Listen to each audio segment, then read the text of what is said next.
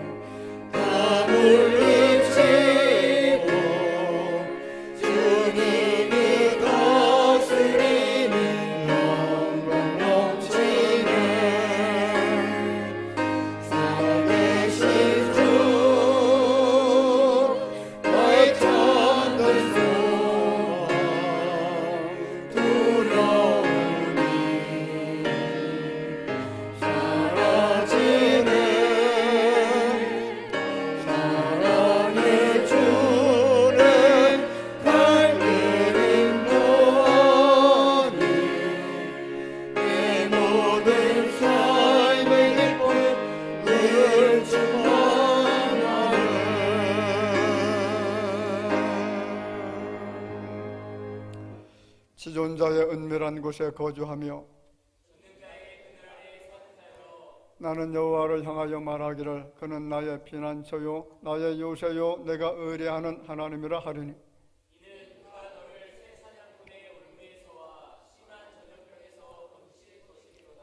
그가 너를 그의 깃으로 덮으시리니 내가 그의 날개 아래에 피하리로다. 천명인의 왼쪽에서 만명인의 오른쪽에서 엎드러지나 그가 너를 위하여 그의 천사들을 명령하사 하나님이 이르시되 그가 나를 사랑한즉 내가 그를 건지리라. 그가 내 이름을 안즉 내가 그를 높이리라. 아멘. 전능하사 천지를 만드신 하나님 아버지를 내가 믿사오며 그 외아들 우리 주 예수 그리스도를 믿사오니 이는 성령으로 잉태하사 동정녀 마리아에게 나시고 본디오 빌라도에게 고난을 받으사 십자가에 못 박혀 죽으시고 장사한 지 사흘 만에 죽은 자 가운데서 다시 살아나시며 하늘에 오르사 전능하신 하나님 우편에 앉아 계시다가 저리로서 산자와 죽은 자를 심판하러 오시리라. 성령을 믿사오며 거룩한 공예와 성도가 서로 교통하는 것과 죄를 사하여 주시는 것과 몸이 다시 사는 것과 영원히 사는 것을 믿사옵나이다. 아멘.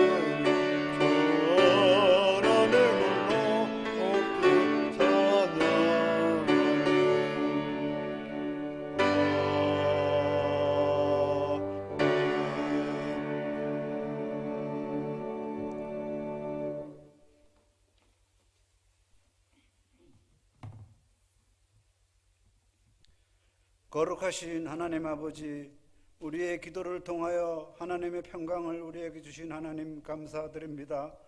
이 시간 하나님의 자녀들 세상의 무거운 짐을 내려놓고 하나님을 경외하며 믿음의 선물을 붙잡고 주께 나아가오니 주의 손으로 나를 도우사 나로 환난을 벗어나 근심이 없게 하옵소서 하였더니 하나님이 그가 구하는 것을 허락하신 주님, 우리의 기도가 응답되길 원합니다.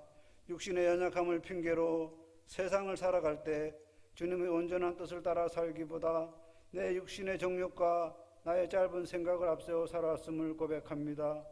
이 시간 우리들의 모든 죄를 고백하오니 십자가의 보혈로 용서해 주옵소서.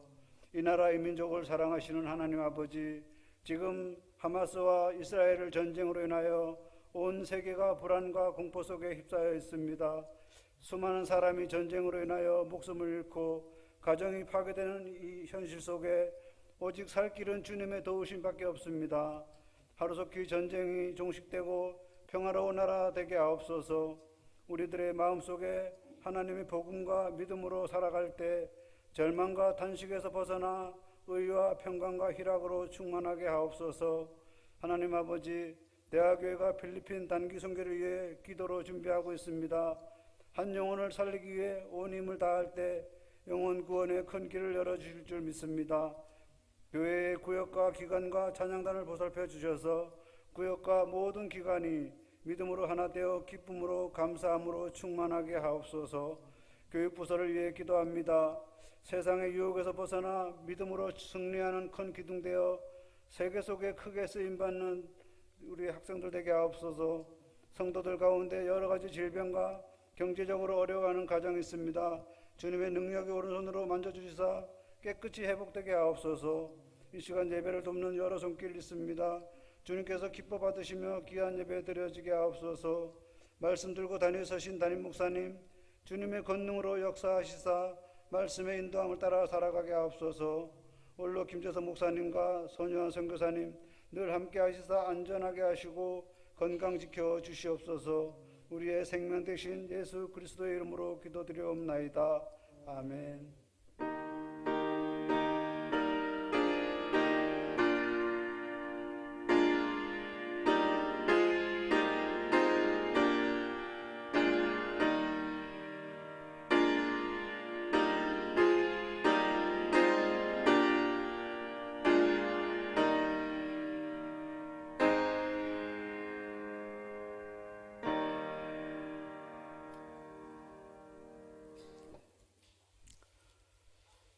성경 말씀을 보겠습니다. 봉독해드릴 말씀은 에스겔 39장 21절 말씀부터 29절까지입니다.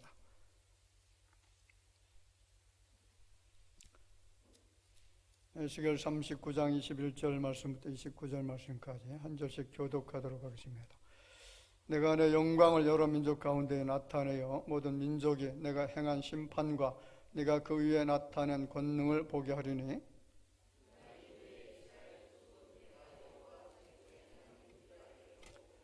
여러 민족은 이스라엘 족속이 그 죄악으로 말미암아 사로잡혀 갔던 줄을 알지라. 그들이 내게 범죄하였으므로 내 얼굴을 그들에게 가리고 그들을 그 원수의 손에 넘겨 다 칼에 엎드러지게 하였으되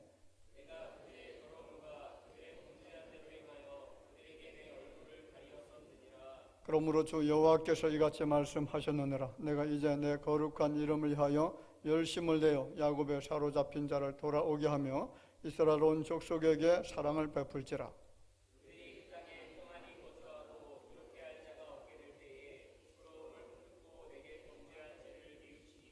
내가 그들을 만민 중에서 돌아오게 하고 적국 중에서 모아 내어 많은 민족이 보는 데에서 그들로 말미암아 나의 거룩함을 나타낼 때라.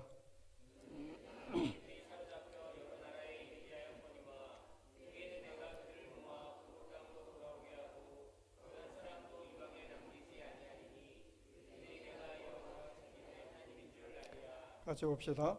내가 다시는 내 얼굴을 그들에게 가리지 아니하리니 이는 내가 내 영을 이스라엘 족속에게 쏟았음이라. 주 여호와의 말씀이니라. 아멘. 예, 이스라엘 회복이라는 제목으로 같이 말씀을 나누고자 합니다. 오늘 말씀을 들으실 때에 성경 말씀을 제가 굉장히 빨리 읽을 거고요. 내용이 좀 길다 보니까 그리고 성경 구절이 굉장히 많습니다. 혹시 참고하시기를 원하시는 분들은 기록을 하시면 될 것 같습니다. 자, 이 회복이라고 하는 말은 원래 상태를 되찾는 것이라고 하는 그런 뜻을 가지고 있습니다. 자, 이 말을 역으로 생각하면 이스라엘이 그 나라라고 하는 이 민족이 원래 상태를 상실한 나라였다, 이렇게 우리가 이해할 수가 있습니다. 그렇다면 이스라엘의 원래 상태는 어떤 모습이었을까요? 여러분, 이스라엘의 원래 상태는 하나님 백성으로서의 삶의 상태입니다. 이스라엘 존재의 근본은 철저히 하나님과의 관계성이 있습니다. 자, 그 나라는 하나님을 창조주, 구원주, 만왕의 왕으로 모시면서 그 하나님께 예배하는 제사장 나라로 세워졌습니다. 그들이 제사장 나라로서 항상 하나님을 아버지로 모시고 그들에게 주어진 말씀에 순종하면서 예배하는 민족으로 그렇게 살아야만 하나님의 은혜 아래 축복 속에 살 수가 있는 그런 나라입니다. 자, 하나님의 말씀에 언제나 순종해야만 복을 받을 수 있는 그런 나라였다는 거죠. 그래서 신명기 28장 1절 이하 말씀에 보면 내가 내 하나님 여호와의 말씀을 삼가듣고 내가 오늘 내게 명령하는 그 모든 명령을 지켜 행하면 내 하나님 여호와께서 너를 세계 모든 민족 위에 뛰어나게 하실 것이라. 말씀을 지켜 행하면 뛰어나게 하신다. 모든 세계 열방 가운데 그렇게 말씀을 하죠. 자, 이스라엘은 순종과 예배를 통해서 복을 받고요, 예배를 통해서 용서와 구원의 은총을 누릴 수 있는 그런 나라입니다. 만약 언약을 파기했을 때에 나타나는 하나님의 징벌은 여러분 뭔지 아시나요? 그 징벌에 대해서 신명기 29장 24절 이하의 말씀을 쭉 읽다 보면 제가 다 읽지는 않겠습니다. 자, 이같이 크고 맹렬하게 노하심이 무슨 뜻이냐? 언약을 버린 것이고 다른 신들을 따라가서 그들을 섬긴 것이고, 그래서 이 책에 기록된 모든 저주와 재앙을 내리시겠다. 그들을 이 땅에서 뽑아내서 다른 나라에 내던지시겠다. 이런 말씀이 있습니다. 자, 언약을 버리고 여호와를 섬기는 자리에서 떠나서 우상 숭배를 하게 되면, 불순종해서 하나님의 진노를 사게 되면 어떻게 되어지느냐? 가장 중요한 것은 그들을 이 땅에서 뽑아내서 언약의 땅, 가나안 땅, 약속의 땅, 그 땅에서 뽑아내서 다른 나라에 내던지시겠다, 이런 말이죠. 여러분, 성경은 정말 진리의 말씀인 거 여러분 믿어지십니까? 이스라엘 역사를 보면요, 한 채 오차가 나타나지 않습니다. 만약에 성경 예언대로 이스라엘 나라가 지금 이상한 나라가 되어졌다면, 그 땅을 찾지 못하고 그 땅에 살지 못하는 정말 형편없는 나라가 되어졌다면 하나님의 말씀은 전부 다 거짓이겠죠. 그런데 지금 이스라엘 나라 형편과 지금 성경 예언된 그 말씀은 정말로 정확하게 1.1핵이라도 변함없이 오차 없이 계속 진행되어지고 있다는 것은, 이것이 하나님, 성경이 하나님의 진실한 말씀이라는 것을 반증하는 것인 줄 믿습니다. 자, 그러면 오늘 말씀 첫 번째로 우리가 기억할 것이 뭐냐면, 이스라엘 나라는 어떻게 형성이 되어졌냐라는 것이죠.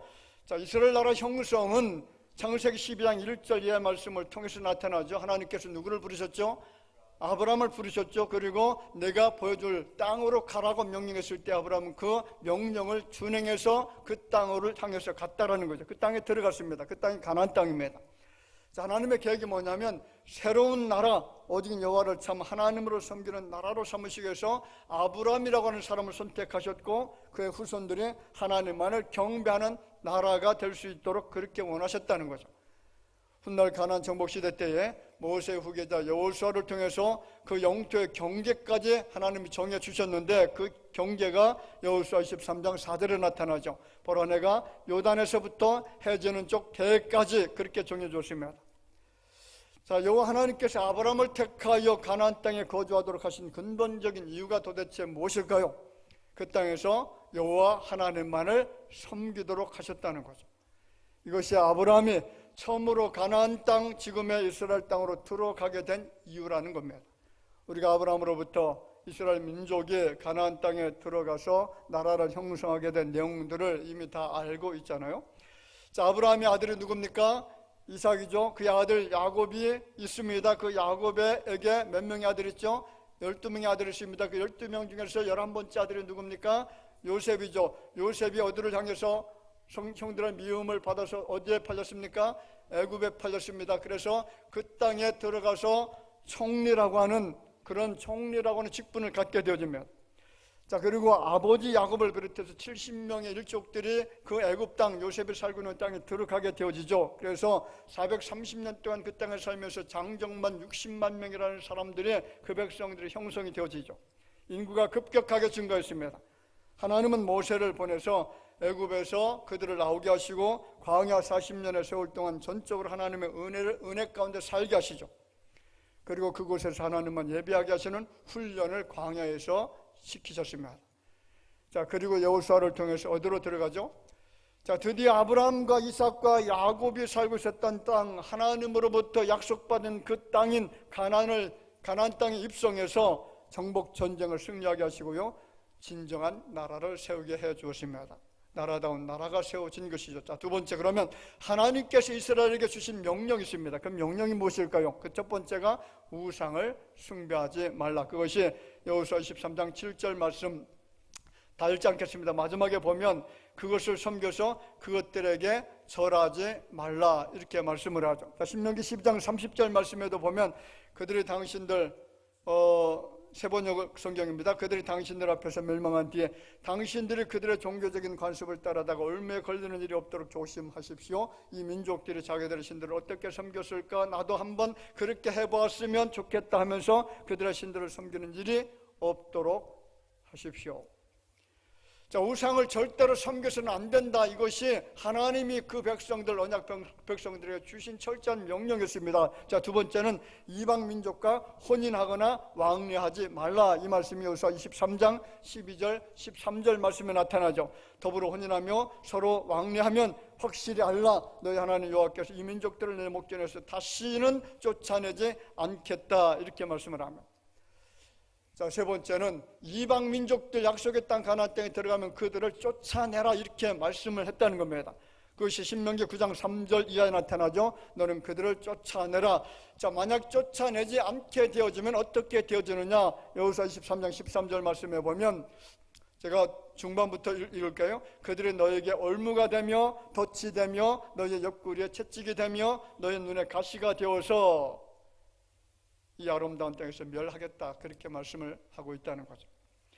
자, 하나님은 이스라엘이 살 수 있는 길, 복을 받고 그 땅에서 형통하게 살 수 있는 길을 분명하게 말씀해 주셨는데, 우상 숭배하지 말아라, 하나님 말을 섬겨라, 이방 민족들과 통혼하거나 왕래하지 말아라, 그들을 어떻게 하라고요? 쫓아내라, 이렇게 말하죠. 자, 이것이 언약 백성들에게 주신 하나님의 명령이었으면, 이것을 지키면 나라가 견고히 서겠지만 지키지 않으면 하나님의 진노가 그 땅에 임하게 된다는 거죠. 하나님의 진노가 무엇입니까? 약속의 땅을 빼앗기는 것이고요, 흩어지게 되어지는 것이고, 열국 중에서 조롱거리가 되는 것이고, 핍박을 받게 된다는 겁니다. 자, 세 번째, 그러면 언약을 배반한 이스라엘 나라, 이 나라는 어떻게 되어졌을까? 자, 여기서 17장 13절 말씀해 보면 같이 읽어보겠습니다. 이스라엘 자손이 강성한 후에야 가나안 족속에게 노역을 시켰고 다 쫓아내지 아니하였더라. 하나님의 명령을 지켰습니까? 안 지켰습니까? 쫓아내라고 했는데 쫓아내지 않았다는 거예요. 왜 안 쫓아냈냐면 가나안 전쟁을 열심히 하다 보니까 그 지파들의 백성들의 피로감이 점점 쌓여지게 됩니다. 그리고 그 백성들을 어떻게 다 쫓아내겠느냐 불쌍히 여기는 마음도 있었겠죠. 그리고 그들을 종으로 삼아서 노예로 삼기를 원하는 마음도 있었을 겁니다. 피해 보복을 하게 되지만 훗날에 또 그들에게 어떤 보복을 당할지 모르는 그런 두려움도 있었을 겁니다. 자, 이런 행동들은, 이런 생각들은 다 인간적이죠. 그들은 환경과 사람을 바라봅니다. 인간적 관점에서 생각하다 보니까 쫓아내는 것보다 쫓아내지 않는 것이 자신들에게 이익이 되고 유익이 된다라는 그런 생각을 한 거죠. 그리고 여호수아를 지나 사사기를 보면요, 이스라엘은 하나님의 말씀을 지속적으로 끊임없이 계속해서 불순종하기 시작합니다. 사사기 2장 2절에 이렇게 말하죠. 너는 이 땅의 주민과 언약을 맺지 말며 그들의 제단들을 헐락하였거늘 너희가 내 목소리를 어떻게 했다고요? 듣지 아니하였으니 어찌하여 그리하였느냐. 듣지 않았다는 겁니다. 자, 2장 11절 13절 말씀에 보면 이스라엘 자손이 여호와의 목전에 악을 행하며 바알들을 섬겼다, 이렇게 말하죠. 바알도 섬기고 아스데라도 섬기는 이런 죄를 지으면 이스라엘은 지속적으로 하나님과 맺게 되어진 언약을 파기하기 시작하죠. 이처럼 하나님의 목소리를 순종하지 않았던 이스라엘을 향해서 하나님께서 주시는 음성이 뭐냐면 언약을 배반한 이스라엘 백성들에게 주시는 하나님의 징벌을 통해서 나타나는 이스라엘의 고통이 있었다는 겁니다. 자, 그것이 사사기장 3절이죠. 자, 크게 읽어보겠습니다. 그러므로 내가 또 말하기를 내가 그들을 너희 앞에서 쫓아내지 아니하리니 그들이 너희 옆구리에 가시가 될 것이며 그들의 신들이 너에게 올무가 되리라 하였노라. 자, 이스라엘 주변을 한번 보세요. 이스라엘 주변에 있는 나라들이 이스라엘에게 호의적입니까? 아니면 악의적입니까? 이스라엘을 평화롭게 합니까? 그리고 불안하게 합니까? 계속 불안하게 하고 악하게 하고 전쟁을 일으키고 살상을 일으키고 하는 이런 일들을 하는데, 이것이 지금 사사기 2장 3절에 나타나는 말씀을 보면 그대로 적용된다는 것을 알 수가 있죠. 너 옆구리에 가시가 될 것이다. 그들의 신들이 너에게 올무가 되겠다. 사사시대는 이스라엘 민족이 행복하거나 형통하지 않았으면 블레셋, 지금의 팔레스타인 사람들을 비롯해서 가나안 원주민들이 끊임없이 그 백성들을 괴롭히죠. 약탈과 노략질을 당합니다. 너무 두려워서 산이나 토굴 속에 숨어서 살던 때도 있었습니다. 그래서 사사기 2장 14절 이하 말씀에 보면 노략을 당하게 하시겠다. 주위에 있는 모든 대적의 손에 팔아 넘겨버리겠다. 그들이 다시는 대적을 당하지 못하게 하겠다. 그들이 어디로 가든지 여호와시는 그들에게 재앙을 내리시겠다. 그들의 괴로움이 심하도록 하겠다. 이렇게 말씀하고 있습니다. 가장 괴로운 것은요, 고국을 떠나서 그 나라를 떠나서 세계 모든 열국 땅에 흩어지게 된다는 거죠. 이스라엘은 출애굽 시대, 사사 시대를 지나서 왕정 시대가 되어졌을 때에 온 세상에 다 흩어집니다. 마치 우리나라 구한말 시대, 대한제국 시대 때에 나라가 너무나 약하다 보니까 어떻게 된지 아시나요? 자, 이 나라 백성들이 러시아 땅으로, 중국 땅으로, 중앙아시아, 심지어 미국 하와이까지 강제 이주를 당했는데 수백만 명의 사람이 이주를 당했습니다. 거기로 가고 싶어도 갈 수가 없습니다. 나라가 아무리 그리워도 돌아갈 수가 없는 불쌍한 존재들이 된 것처럼 이스라엘 역시 이방 나라에 뿔뿔이 흩어지게 되어져서 고국 땅에 돌아오고 싶어도 전혀 돌아올 수가 없었다는 거죠. 그래서 에스겔 36장 19절 말씀에 이렇게 말하죠. 그들을 그 행위대로 심판하여 각국에 흩으며 여러 나라에 흩졌더니 그들이 이른바 그 여러 나라에서 내 거룩한 이름이 그들로 말미암아 더러워졌나니 그 사람들이 그들을 가리켜 이르기를 이들은 여호와의 백성이라도 여호와의 땅에서 떠난 자라 하였음이라. 자, 지금 현실과 맞습니까? 맞습니까? 이스라엘 백성들의 현실과 맞아요? 맞아요? 성경과 이스라엘 백성들의 삶의 그런 모든 과정들을 보면 정말로 어떻게 이렇게 똑같을까 우리가 신기할 정도로 정말로 똑같습니다. 이런 일들이 언제 성취되어졌냐면 북왕국이라고 하는 나라 있죠, 이스라엘에. 자, 이 나라는 기원전 722년에 아수르라고 하는 나라에 망해버립니다. 그리고 남쪽 유다는 기원전 586년에 바벨론에서 완전히 망해버렸습니다. 나라가 완전히 해체가 된 거죠. 이스라엘 고토에는 필요한 사람들 외에는 남아있는 사람들이 별로 없습니다. 영토와 주권을 빼앗겼죠. 재산을 빼앗겼습니다. 삶의 근거를 빼앗겼습니다. 가족들이 뿔뿔이 흩어지게 되는 참혹함을 경험하게 되어집니다. 가장 심각한 것은 자유가 상실되어졌다는 거죠. 그래서 이사 54장에 보면 너 곤고하며 광풍에 요동하여 안위를 얻지 못한 자여 이렇게 말씀하고 있습니다. 곤고한 생활, 피곤한 생활, 괴롭고 답답한 생활을 계속 하고 있었다는 거죠. 여러분, 이스라엘 역사를 보면 이방에 흩어져 사는 동안에 무수한 고난을 당했습니다. 자, 기독교 초기에 기독교인들에 의해서 박해를 당하죠. 기독교인들에서 박해를 당합니다. 자, 4세기부터 20세기까지 한 1500년 동안 다른 사람들이 아니죠. 예수 믿는 크리스찬들에서 누가 고통을 당한다고요? 유대인들이 고통을 당합니다. 기독교가 로마에서 국교화가 된 것이 주후 380년경입니다.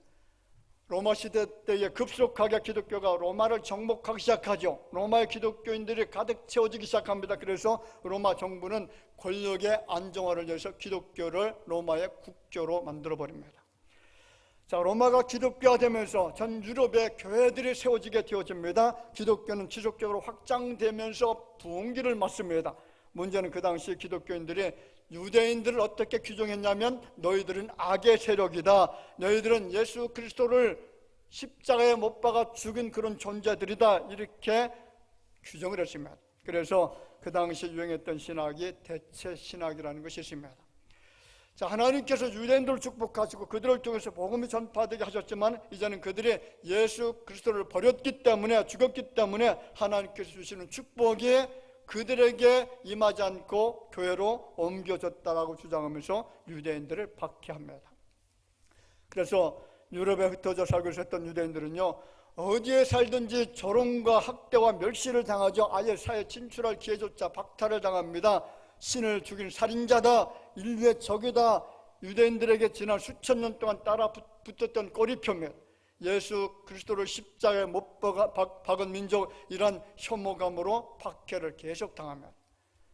여러분, 십자군 전쟁 잘 아시죠? 1차부터 8차까지 계속 이어졌는데, 자, 11세기 말부터 약 200년이 넘는 동안에 십자군은 프랑스와 독일과 잉글랜드 등 유럽 전역에서 유대인 마을을 약탈하고 그리고 학살을 저지르죠. 이 사람들은 이교도 적결, 그리고 예수 그리스도를 죽인 악마, 이런 사람들을 벌한다라고 하는 그런 사명감에 불탔던 사람들인데 그들로 인해서 대량 학살을 또 당합니다. 자, 그 절정이 바로 독일 히틀러에서 몇 명이 죽었다고요? 600만 명이 가스실로 들어가서 참혹하게 죽임을 당했던 민족이 바로 유대인들이었다는 거죠. 그래서 세상은 철저히 짓밟히고 부서진 그 이스라엘의 모습을 바라보면서 그들을 완전히 소멸되어 다시 회복될 수 없는 나라, 완전히 망해버린 나라라고 규정을 합니다. 그런데 성경은 뭐라고 하고 있을까요? 이스라엘이 완전히 망해버렸을까요? 완전히 소멸됐습니까? 여러분, 이스라엘이 다시 회복되는 놀라운 역사가 나타납니다. 자, 바벨론 포로 시대 때에 이스라엘 백성들이 다시 기환을 하죠. 1차 기환이 주전 536년 스룹바벨과 예수아를 통해서 귀환을 하게 되어집니다. 그리고 2차 귀환이 주전 458년경에 에스라에 의해서 또 귀환을 합니다. 그리고 3차 귀환이 주전 445년경에 느헤미야의 주도를 통해서 다시 이스라엘 백성들이 곧도로 본국으로 자기 땅으로 약속의 땅으로 다시 돌아왔다는 거죠. 자, 그리고 주 70년 또다시 로마에서 온 세상의 이스라엘 민족이 다 흩어져 버리죠. 거의 남지 않았습니다. 모든 이스라엘 사람들이 또 흩어지는 일이 일어났습니다. 1948년도 5월 14일입니다. 이 날이 무슨 날인지 아시나요? 자, 1948년도는 우리 대한민국이 해방된 날이죠. 나라가 건국된 날이죠. 그죠? 나라가 건국된 나라입니다. 그런데 똑같이 이스라엘 나라도 1948년도에 나라가 세워집니다. 그 날이 5월 14일입니다. 5월 14일. 그런데 그 5월 14일이 또 무슨 날이냐면 우리 세종이 생일입니다.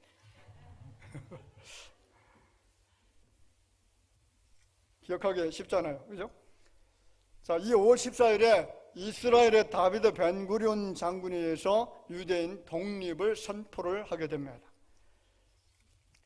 이스라엘 건국 이후에 지금까지 이스라엘로 돌아온 유대인 사람들이 400만 명이 넘고요. 지금 살고 있는 인구는 거의 1000만 명 정도가 된다라고 하죠. 그리고 매해 3만 명 이상 약 40개 나라에서 계속 그 이스라엘 땅으로 돌아오고 있습니다. 자, 이스라엘 지도를 한번 볼까요? 자, 이스라엘 지도를 보면 저기 그 V자 형식으로 되어 있잖아요. V자 형식에서 맨 오른쪽 끝부분이죠. 끝부분. 거기 땅인데 주변에는 다 아랍국들이요. 왼쪽에는 이집트라고 하는 나라, 그리고 오른쪽에는 뭐 레바논, 또 좀 더 오른쪽에는 뭐 위쪽에는 시리아, 또 오른쪽에는 이제 이란 이런 나라들 가득 차 있는데, 자, 그런데 이 그 이스라엘 땅의 크기가 얼마나 되냐면 강원도보다 적어요. 우리나라 강원도보다 적은 나라입니다. 자, 이렇게 적은 나라인데 어떻게 이스라엘 민족이 돌아올 수가 있고 자유나라로 다시 세워질 수가 있었느냐? 망한 나라가 어떻게 회복될 수가 있었느냐? 망한 이스라엘은 힘이 없잖아요. 무력하잖아요. 싸울 군대도 무기도 없습니다. 나라가 다시 회복되기 위해서는 정복국의 자비가 필요합니다. 어떻게 독립한 것입니까? 세상에서 유대인을 반기는 나라가 거의 없었다라고 했죠. 미국과 영국과 네덜란드 그리고 우리 대한민국 정도는 유대인들을 도와줬습니다. 자, 이스라엘이 2차 중동 전쟁이 일어났을 때 우리 대한민국에서 뭘 보내줬냐면 탱크를 보내줬어요. 탱크를 보내줘서 그것 가지고 싸워서 이길 수 있었다, 그렇게 말하면서 우리나라를 굉장히 호의적으로 보는 나라가 이스라엘 나라입니다. 자, 신기한 것은 유대인들을 도운 나라는 모두가 강한 나라가 됐어요. 미국과 영국, 네덜란드 세계에서 가장 강한 나라들이 되었죠. 우리 대한민국도 어떻습니까? 강한 나라가 지금 되고 있잖아요. 그런데 대부분의 나라들은 유대인들을 증오했습니다. 박해했습니다. 대량 살상에 가담을 했습니다. 돌아갈 땅이 없어서 세계 곳곳에 떠돌아다니던 나라, 이미 나라를 잃어버렸잖아요. 지도상 이스라엘이라고 하는 나라가 완전히 사라졌습니다. 나라가 없어진 2000년이 넘었습니다. 그래서 사람들이 이스라엘은 역사의 지도에서 사라졌다라고 그렇게 말하죠. 다시 회복될 수 없는 나라, 완전히 멸망한 나라. 그런데 어떻게 다시 나라가 회복될 수가 있었느냐? 많은 사람들이 당시 패권국이었던 영국이라는 나라에 의해서 그 땅, 영국이 이제 팔레스타인을 그 땅에 그때 지배를 했었거든요. 영국이 지배했었기 때문에 영국의 허락을 통해서 이스라엘 나라가 다시 회복될 수가 있었다, 그렇게 이야기하기도 합니다. 그런데 여러분, 이스라엘의 독립에 대해 성경은 뭐라고 이야기하고 있을까요? 우리는 세상의 소리, 세상의 현상이 아니라 하나님께서 말씀하셨던 소리를 들어야 될 줄 믿습니다. 자, 에스겔 39장 23절 오늘 본문 말씀에 보면, 제가 먼저 한번 빨리 읽어보겠습니다. 여러 민족은 이스라엘 족속이 그 죄악으로 말미암아 사로잡혀갔던 줄을 알지라. 그들이 내게 범죄했으므로 내 얼굴을 그들에게 가리고 그들은 그 원수의 손에 넘겨 다 칼에 엎드러지게 하시되 내가 그들의 더러움과 그들의 범죄한 대로 행하여 그들에게 내 얼굴을 가리었느니라. 그러므로 주 여호와께서 이같이 말씀하셨느니라. 같이 읽어볼까요? 내가 이제 내 거룩한 이름을 위하여 열심을 내어 야곱의 사로잡힌 자를 돌아오게 하며 이스라엘 온 족속에게 사랑을 베풀지라. 누구를 돌아오게 한다고요? 하나님이 이스라엘을 돌아오게 하겠다. 자, 27절 이하 말씀에도 그렇게 말하죠. 내가 그들을 만민 중에서 돌아오게 하고, 그리고 27절 말씀이죠. 후에는 내가 그들을 모아 고국 땅으로 돌아오게 하고 그 한 사람도 이방에 남기지 아니하리니. 자, 이것이 하나님의 약속이에요. 약속대로 됐습니까? 안 됐습니까? 됐잖아요. 이렇게 멸망했던 나라가 다시 세워질 수가 있습니까? 없습니다. 역사상 단 한 나라도 2000년 동안 나라가 망해서 사라졌다가 다시 세워진 나라는 이 세상 속에 그 어떤 나라도 존재하지 않는다는 거죠. 유일한 나라가 이스라엘입니다. 그 이스라엘은 문화와 관습과 종교와 언어가 그대로 유지된 채 회복이 되어졌다는 겁니다. 얼마나 신기합니까? 얼마나 놀라운 사실입니까? 게다가 이스라엘 나라가 건국되자 주변 아랍국들이 연합하여 전쟁을 일으키죠. 그 전쟁이 몇 번 일어난지 아시나요? 1차부터 4차까지 4번이나 아랍국들이 그 조그마한 이스라엘을 공격해 들어왔습니다. 이스라엘은 그 당시 인구가 불과 300, 400만 명밖에 되지 않았어요. 그런데 아랍의 2억 3억 명 인구가 쳐들어왔는데, 그런데 이스라엘이 패전했을까요? 승전했을까요? 이 4번 전쟁 동안 한 번도 진 적이 없어요. 다 이겼습니다. 누가 도와주신 것이죠? 하나님이 도와주시지 않으면 이 일이 일어날 수가 없는 겁니다. 어떻게 이길 수 있습니까? 불가능한 전쟁이었습니다. 백전백패할 수밖에 없습니다. 그런데 모든 전쟁에서 승리했다는 거죠. 심지어 제3차 전쟁 때는 6일 만에 그 전쟁을 끝내버렸습니다. 그래서 그것을 6.1 전쟁이라고 이야기하죠. 어떻게 이것이 가능하냐? 그 가능한 이유가 성경에 또 나타납니다. 자, 스가랴 12장 2절 3절 말씀 같이 읽어볼까요? 보라, 내가 예루살렘으로 그 사면 모든 민족에게 취하게 하는 잔이 되게 할 것이라. 예루살렘에 에워싸일 때에 유다에까지 이르리라. 그 날에는 내가 예루살렘을 모든 민족에게 무거운 돌이 되게 하리니 그것을 드는 모든 자는 크게 상할 것이라. 천하 만국이 그것을 치려고 모이리라. 자, 예루살렘이 에워싸인다, 이스라엘이 포위된다, 그 말이죠. 천하 만국이 이스라엘을 치려고 모인다, 이렇게 말씀을 합니다. 자, 그런데 스가랴 12장 8절 9절 말씀 어떻게 말하죠? 같이 읽어보겠습니다. 그날에 여호와가 예루살렘 주민을 보호하리니 그 중에 약한 자가 그 날에는 다윗 같겠고 다윗의 족속은 하나님 같고 무리 앞에 있는 여호와의 사자가 될 것이라. 예루살렘을 치러 오는 이방 나라들을 그날에 내가 멸하기를 힘쓰리라. 누가 개입한 것이죠? 자, 여호와가 그날에 예루살렘 주민을 보호하겠다, 그리고 내가 그들을 멸해버리겠다, 이렇게 말씀을 하고 있다는 거죠. 여러분 기억하시기 바랍니다. 이스라엘은 누가 세운 나라죠? 하나님이 세우셨습니다. 하나님과 언약에 체결된 나라입니다. 혹 이스라엘이 하나님을 떠났다고 해서 하나님께서 그들에게 징계는 하시겠지만은 완전히 버리시지는 않는다는 거죠. 다시 회복시켜 주시고 다시 언약을 새롭게 해주실 줄로 믿습니다. 그런데 여러분, 지금 이스라엘이 그 나라가 건국이 되고 강한 나라가 되었다라고 해서 그 나라가 완전히 회복된 것입니까? 사실 이스라엘은 우리나라보다 국민소득이 높아요. 1년에 5만 5천 불, 우리나라는 지금 환율 때문에 조금 떨어졌다고 합니다. 3만 2천 불 정도 된다라고 하죠. 자, 문제가 무엇입니까? 아무리 경제와 그리고 국방과 문화와 과학기술을 발달해도 여전히 이스라엘이라고 하는 나라는 지정학적으로 굉장히 불안한 그 장소에 있다는 거죠. 계속 테러가 일어나고 전쟁이 일어납니다. 지금도 전쟁이 터졌잖아요. 안전하지 못합니다. 이스라엘을 사는 땅의 둘레는 사방이 다 적들이죠. 모두 다 이슬람 국가로 둘러싸여 있습니다.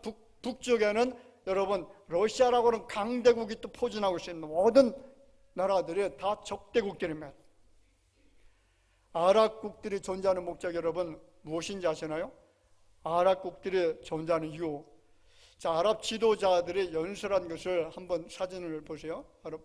뭐라고 연설하냐면 유대인이나 시온주의자가 단 한 명도 지구에 남지 않을 때까지 싸워 없애겠다는 거죠. 다음 그림. 너희와 싸우는 우리의 신조는 너희를 완전히 멸망시키는 것이며 단 한 명도 살려두지 않는 것이다. 이렇게 아랍국들이 지금 이야기해요. 자, 마지막 보세요.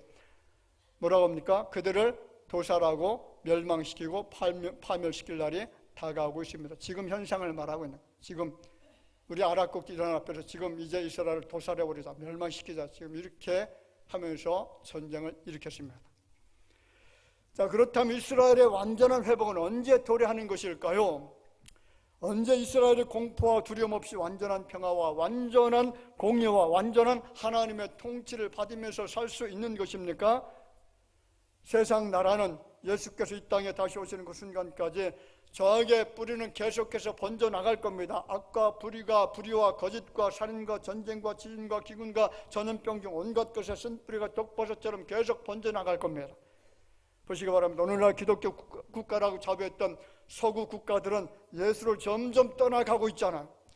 선과 진리를 버리고 있습니다. 그러면 어떻게 되는 것입니까? 악과 거짓이 넘쳐나게 됩니다. 기독교 자리에 공산주의 사상이 차지하게 됩니다. 이슬람이 치고 들어옵니다. 지금 하마스와 이스라엘 나라의 전쟁 중에 유럽에서 외치는 구호가 뭐냐면 유대인들을 다시 가스실로 보내자, 이런 구호가 지금 외쳐지고 있어요. 무슨 말입니까? 지금 전쟁은 하마스 테러 단체들이 저질렀죠. 수천 발의 로켓 공격을 받았습니다. 이스라엘 영토로 쳐들어와서 1000명이 넘는 사람들을 살해했습니다. 수백 명의 사람들을 인질로 끌고 갔습니다. 악행은 누가 저질렀죠? 하마스가 저질렀는데 세상 사람들이 외치는 구호가 뭐냐면 유대인들을 다시 가스실로 보내자, 이렇게 외치고 있다는 거죠. 왜 그렇습니까? 세상 나라가 점점 악해지고 있기 때문이고, 이 악함의 강도, 저악의 쓴 뿌리가 계속 번져나갈 때, 그때가 언제냐면 예수님께서 재림하실 때인 줄 믿습니다. 예수님의 재림 직전에 이런 현상들이 나타난다는 거예요. 자, 데살로니가전서 4장 16절 말씀 뭐라고 하죠? 같이 읽어보겠습니다. 주께서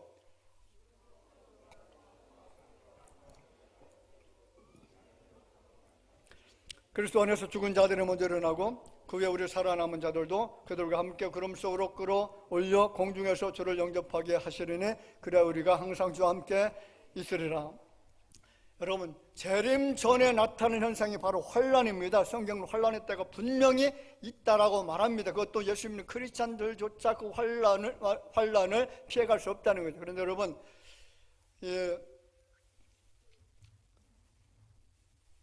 재림에 대해서 여러 가지 견해들이 많거든요. 하나는 뭐 후천연선, 무천연선 이런 설을 주장하기도 하고, 또 한 가지 이제 전철연선이라고 있는데, 이 전철연선도 세대적 전철연선이 있고 역사적 전철연설이 있습니다. 이 세대적 전철연선을 주장하는 이제 교단들이 주로 성결교, 침례교, 또 오순절계통 이런 교단들이죠.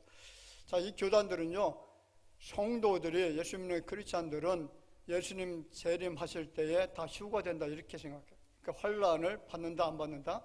환란을 안 받는다. 그럼 얼마나 좋겠어요. 성경은 그렇게 말하고 있지 않아요.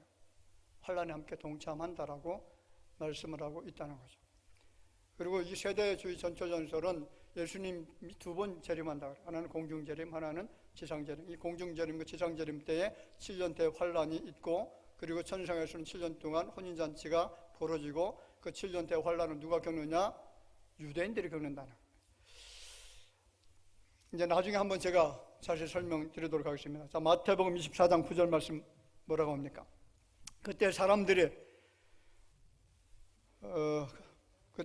너희를 환란에 넘겨 주겠으며 너희를 죽이리니 너희가 내 이름 때문에 모든 민족에게 미움을 받으리라. 자, 그때는 뭐냐면 예수님의 재림 시기 때에 너희가 누굽니까? 예수 믿는 성도들 말합니다.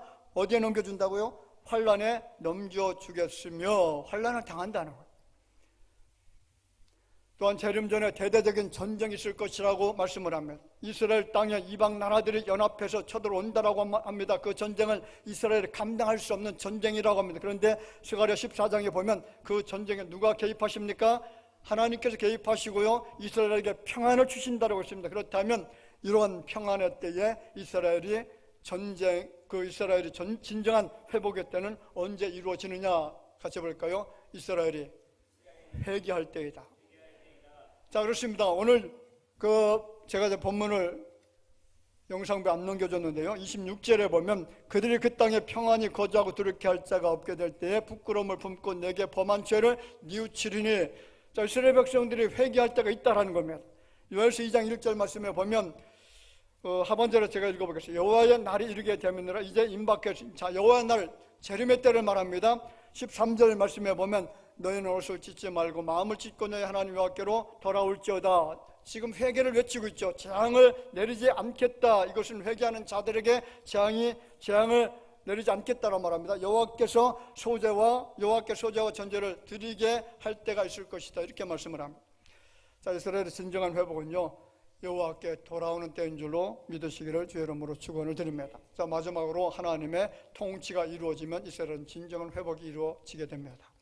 누구의 통치라고요? 여러분, 오늘 설교는요 정말 굉장히 중요한 설교고, 이 설교를 여러분 꼭 기억하시기를 바랍니다. 그리고 다시 들을 수 있으면 계속 반복해서 들을 필요가 있는 그런 말씀인 줄로 아시고, 메모하실 분은 메모하시고, 그리고 들을 분들은 다시 들으면 좋을 것 같아요. 자, 하나님의 통치가 이루어질 때 이스라엘은 진정한 회복이 일어납니다. 여러분, 세상 왕이 통치하는 그런 나라가 아니죠. 이스라엘이 망하게 된 것은요, 세상 왕의 통치 때문에 망했습니다. 처음부터 이스라엘이 복을 받는 길, 형통의 길은 하나님의 통치가 있을 때에 복을 받으십니다. 자, 사사기 8장 22절을 보면 이스라엘 백성들의 기도원에게 뭐라고 합니까? 당신과 당신의 아들과 당신의 손자가 우리를 다스리소서. 사람이 우리를 좀 통치하도록 해달라, 그런 요청을 하죠. 그리고 사무엘상 8장 5절 말씀에 보면 모든 나라와 같이 우리에게 왕을 세워 우리를 다스리게 하소서. 이스라엘 나라는요, 누구의 통치를 원했습니까? 사람의 통치를 원했습니다. 통치를 원했다는 거죠. 그 나라는요, 하나님의 통치를 받아야 잘 되는 나라입니다. 복을 받는 나라고, 그리고 형통의 은혜 속에 살 수 있는 나라입니다. 그런데 그들이 세상 왕을 요구했더니 여러분, 기쁨이 있습니까? 평화가 있습니까? 즐거움이 있습니까? 형통함이 있었습니까? 없었어요. 다 망했습니다. 다 괴로움을 당했습니다. 오늘 여러분의 범사에 하나님의 통치가 이루어지기를 주의 이름으로 축원을 드립니다. 우리의 가정과 자녀들 위에, 그리고 이 땅, 이 나라 위에 하나님의 통치가 이루어지기를 주의 이름으로 축복을 드립니다. 스가랴 14장 9절에 말하죠. 여호와께서 천하의 왕이 되시리니 그 날에는 여호와께서 홀로 한 분이실 것이요 그의 이름이 홀로 하나이실 것이라. 여호와께서 어디에 왕이 된다고요? 천하의 왕이 되시리니, 그래야 우리가 복을 받습니다.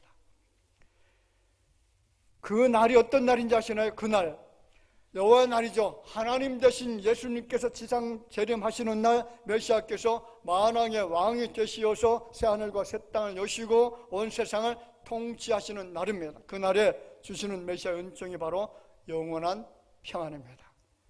영원한 안식이죠. 영원한 기쁨입니다. 영원한 환희와 감동입니다. 영원한 만족입니다. 그렇습니다. 예수 그리스도는 이 땅에 다시 오셔서 우리의 육체와 영혼을 새롭게 회복시켜 주시고 영원토록 주님의 통치 안에 살도록 해 주실 것이며, 이 놀라운 은총이 오늘 이스라엘과 하나님의 백성된 여러분들 위해 넘치게 충만하게 임하게 되어지기를 주의 이름으로 축원을 드립니다.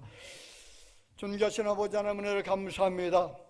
오늘 이스라엘 나라의 회복에 대한 말씀을 함께 나누었습니다. 오늘 우리가 사는 이 땅에 하나님의 통치가 이루어지기 위해서 날마다 성결한 삶을 살게 하시고, 그리고 주님과 교통하며 살게 하시고, 여호와 하나님을 섬기는 믿음 가운데 살게 하시고, 그리고 하나님의 통치를 받으면서 살아갈 수 있도록 온전한 마음을 가지고 주님을 영화롭게 하는 이 자녀들이 되게 하여 주옵소서. 오늘 이스라엘 역사를 통해서 주님 재림 전에 나타날 현상들에 대한 말씀을 살펴봤습니다. 이제는 깨어있게 하여 주시고 정신을 차리고 근신하여 기도하면서 재림질 오실 그 주님을 예비할 수 있는 믿음의 자녀들이 되게 하여 주실 훗날 모두 다 영화로운 나라에 이룰 수 있는 이 자녀들 되게 하여 주실 줄로 믿사오고 예수님의 이름으로 기도하옵나이다. 아멘.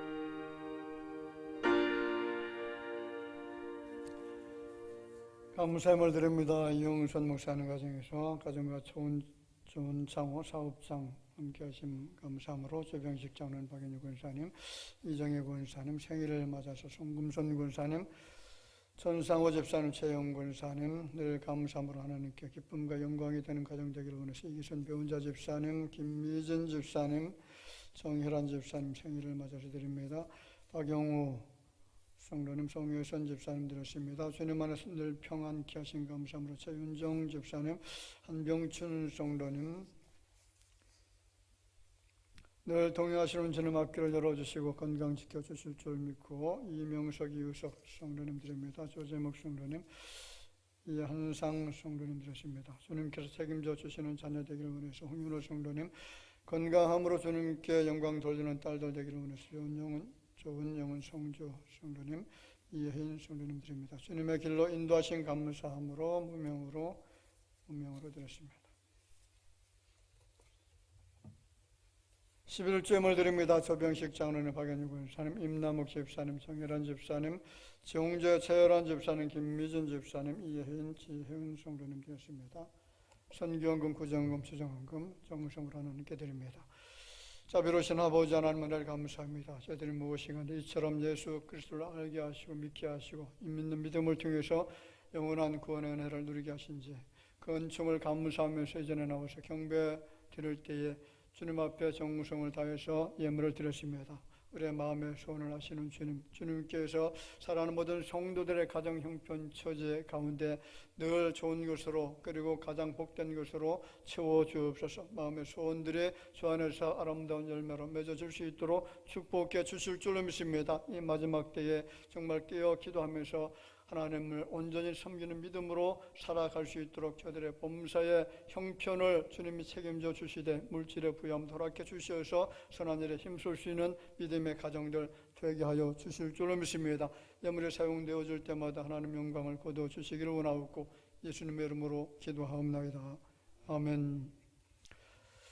우리 같이 인사 나눕시다. 우리 주변에 계신 분들만 같이 박수하시면서 만나서 반갑고 주님 안에서 사랑합니다. 우리 기쁨으로 같이 반갑게 인사 나누겠습니다.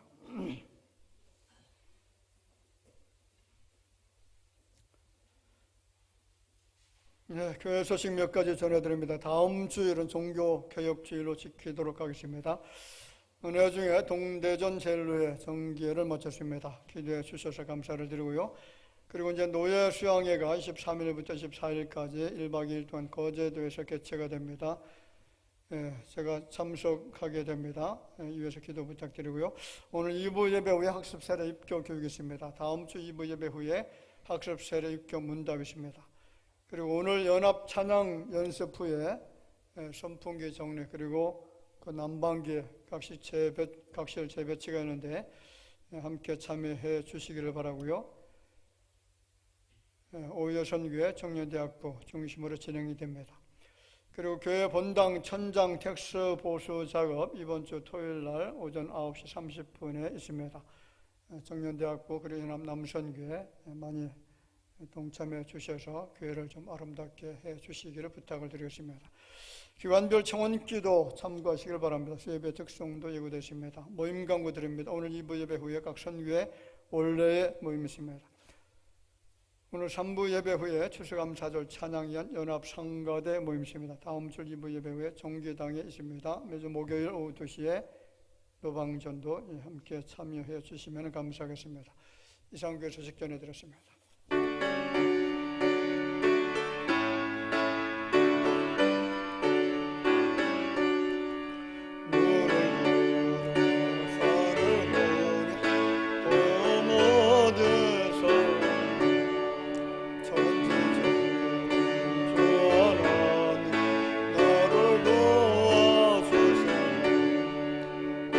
버릇을 쫓지 않게 저가 껴요